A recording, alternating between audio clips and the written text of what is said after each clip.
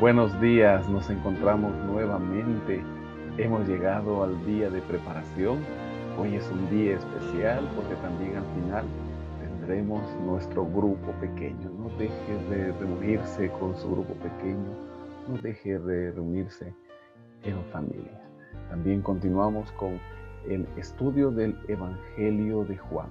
Hoy el capítulo número 18. Juan, al igual que los otros evangelistas, va a narrar acerca del arresto y continuará narrando también acerca de la muerte y resurrección de nuestro Salvador Jesucristo. Hoy, nuevamente le repito, un día especial, día de preparación.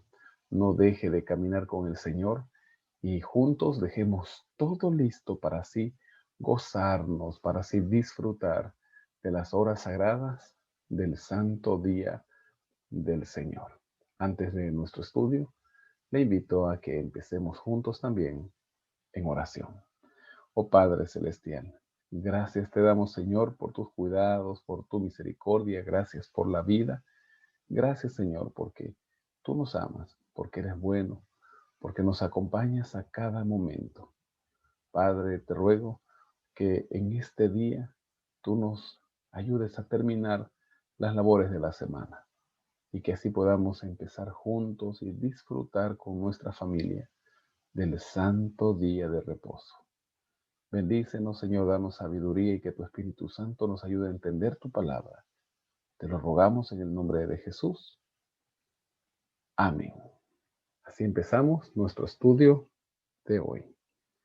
Habiendo dicho Jesús estas cosas, salió con sus discípulos al otro lado del torrente Cedrón, donde había un huerto en el cual entró con sus discípulos. Y también Judas, el que lo entregaba, conocía aquel lugar, porque muchas veces Jesús se había reunido allí con sus discípulos. Judas, pues, tomando una compañía de soldados y guardias de los principales sacerdotes y de los fariseos, fue allí con linternas, antorchas y armas. Pero Jesús, sabiendo todas las cosas que le habían de sobrevenir, se adelantó y les preguntó: ¿A quién buscáis? Le respondieron: a Jesús Nazareno. Jesús les dijo: Yo soy. Estaba también con ellos Judas, el que lo entregaba. Cuando les dijo: Yo soy, retrocedieron y cayeron a tierra. Volvió pues a preguntarles: ¿A quién buscáis? Y ellos dijeron: a Jesús Nazareno. Respondió Jesús: Os he dicho que yo soy. Si me buscáis a mí, dejad ir al resto. Esto dijo para que se cumpliera aquello que había dicho: de los que me diste, no perdí ninguno. Entonces Simón Pedro, que tenía una espada, la desenvainó, hirió al siervo del sumo sacerdote y le cortó la oreja derecha. El siervo se llamaba Malco. Jesús entonces dijo a Pedro: Mete en tu espada la vaina. La copa que el Padre me ha dado, ¿no la he de beber? Juan da aquí ciertos detalles interesantes. A Judas yendo junto con una compañía de guardias, una compañía de soldados, y ahí todos juntos aprender a Jesús como si fuese un malhechor. Judas Iscariote traicionando al maestro, pero también Pedro tratando de ayudar a Dios nuevamente, tomando una espada y cortándole la oreja a Malco, siervo del sumo sacerdote. Jesús listo para beber aquella copa que debía beber para dar salvación al mundo, morir en la cruz. Verso 12.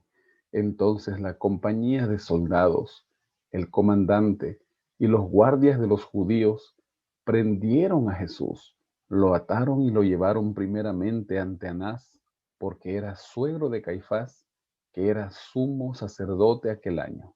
Caifás fue quien explicó a los judíos que convenía que un solo hombre muriera por el pueblo. La Biblia de Andrews respecto a Anás nos menciona ex sumo sacerdote depuesto por los romanos. Como los judíos, a pesar de ello, consideraban que el oficio era vitalicio, todavía gozaba de mucha autoridad entre el pueblo. Verso 15. Seguían a Jesús Simón Pedro y otro discípulo. Este discípulo era conocido del sumo sacerdote y entró con Jesús al patio del sumo sacerdote. Pero Pedro estaba fuera, a la puerta. Salió pues el discípulo que era conocido del sumo sacerdote y habló a la portera e hizo entrar a Pedro. Entonces la criada portera dijo a Pedro: ¿No eres tú también de los discípulos de este hombre? Dijo él: No lo soy. Estaban en pie los siervos y los guardias que habían encendido un fuego, porque hacía frío y se calentaban. También con ellos estaba Pedro en pie calentándose. Pedro, teniendo la oportunidad de testificar, niega por primera vez al maestro, estando ahí junto a aquellos que lo habían aprendido. Se cree que ese discípulo de quien habla Juan era él mismo. Es lo que la mayoría de teólogos eruditos mencionan. Pero el Señor estaba frente al sumo sacerdote. Así continúa el texto diciendo: el sumo sacerdote preguntó a Jesús acerca de sus discípulos y de su doctrina. Jesús le respondió: Yo públicamente he hablado al mundo. Siempre he enseñado en la sinagoga y en el templo, donde se reúnen todos los judíos, y nada he hablado en oculto. ¿Por qué me preguntas a mí? Pregunta a los que han oído. ¿De qué les he hablado? Ellos saben lo que yo he dicho. Cuando Jesús dijo esto, uno de los guardias que estaba allí le dio una bofetada diciendo: ¿Así respondes al sumo sacerdote? Jesús le respondió: Si he hablado mal, testifica en qué está el mal. Pero si bien, ¿por qué me golpeas? Anás entonces lo envió atado a Caifás, el sumo sacerdote. El Señor Jesús, frente a aquellos que querían darle muerte, frente a aquellos que cumplirían la profecía, pero también hay de aquel que dé muerte, hay aquel que era quien iba a matar al Mesías, al mismo Dios que vino y se encarnó como siendo uno de nosotros. Anás no tiene más que decir ni que hacer. Entonces lo envía ante el sumo sacerdote Caifás. Nuevamente menciona el texto en el verso 25. Estaba pues Pedro en pie, calentándose, y le preguntaron: ¿No eres tú de sus discípulos? Él negó y dijo: No lo soy. Uno de los siervos del sumo sacerdote, pariente de aquel a quien Pedro había cortado la oreja, le dijo: ¿No te vi yo en el huerto con él? Negó Pedro otra vez, y enseguida cantó el gallo.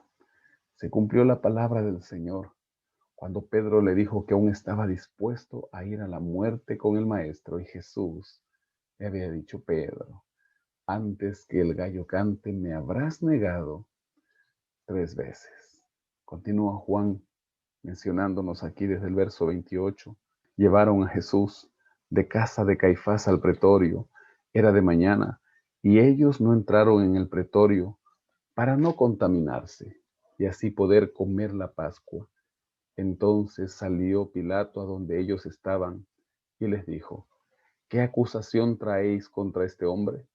Respondieron y le dijeron: Si éste no fuera malhechor, no te lo habríamos entregado. Entonces les dijo Pilato: Tomadlo vosotros y juzgadlo según vuestra ley. Los judíos le dijeron: A nosotros no nos está permitido dar muerte a nadie. Dijeron esto para que se cumpliera la palabra que Jesús había dicho, dando a entender de qué muerte iba a morir.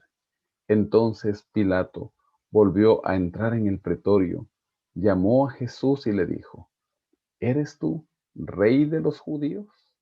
El Señor frente al gobernador Pilato, los judíos, los fariseos, pidiendo que éste ordene su muerte, y Pilato preguntando: ¿eres tú el rey de los judíos? Jesús le respondió, ¿dices tú esto por ti mismo o te lo han dicho otros de mí? Pilato le respondió, ¿soy yo acaso judío? Tu nación y los principales sacerdotes te han entregado a mí. ¿Qué has hecho? Respondió Jesús, mi reino no es de este mundo.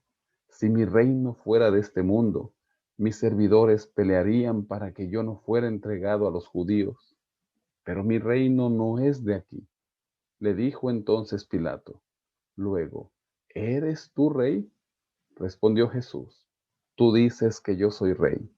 Yo para esto he nacido y para esto he venido al mundo, para dar testimonio de la verdad. Todo aquel que es de la verdad, oye mi voz. Le dijo Pilato, ¿qué es la verdad?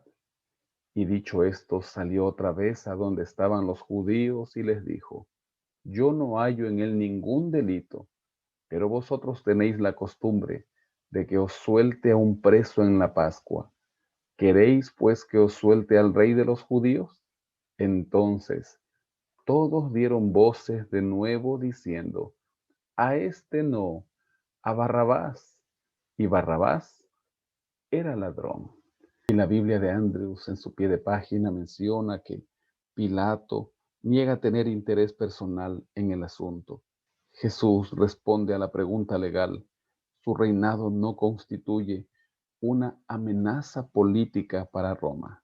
Como prueba, Jesús hace notar la conducta de sus seguidores en el momento del arresto. La necia acción de Pedro podría haber echado a perder el argumento legal de Jesús. Ahí la importancia del testimonio de cada uno de nosotros para cuando presentando la verdad, los demás la comprueban con nuestras actitudes, con nuestro estilo de vida.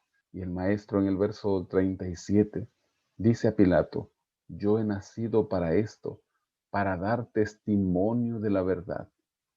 Y Pilato responde con una pregunta, ¿qué es la verdad? Pilato así desdeña el giro espiritual que está tomando el diálogo y lo evade.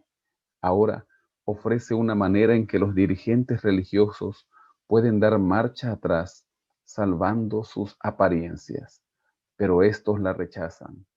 Esto complica la situación para Pilato. Sabe que Jesús es inocente, pero teme que irritar a los dirigentes judíos dañe su propia relación con el César. Pilato les da esta opción.